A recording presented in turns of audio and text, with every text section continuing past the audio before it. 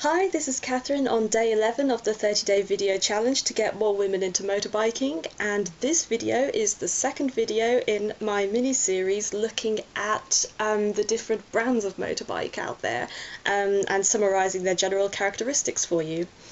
Now, this video we're looking at English motorbikes, and English motorbikes generally means one name, and that name is Triumph.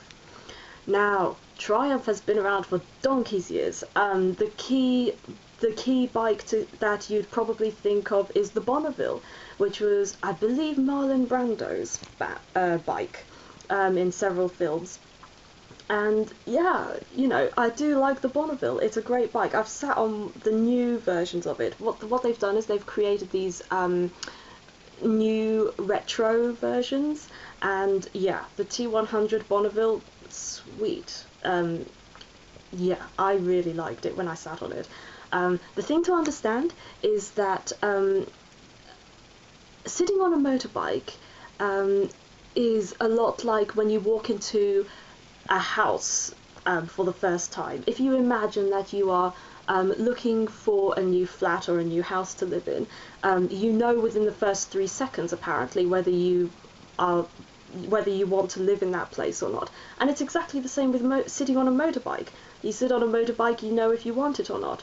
If I had to have an English motorbike, it would have to be the T100 Bonneville by Triumph, one of the newer versions. But I must make a confession right now. I like my bikes like I like my men, not English. It just, I have to admit, it does not suit me. As a rule of thumb, I've sat on many English bikes, many of the Triumphs, and it just doesn't fit my body shape and it just doesn't make me comfortable. But just because I'm not comfortable on it doesn't mean that they are not great bikes, and the reality is that they are great bikes. They are like the boy next door. They're cute, quite good looking, they're reliable, they are the kind of bike that you'd take home to your parents, they're the bikes that you'd probably marry or buy, and you know, you'll be happy to take it home at night.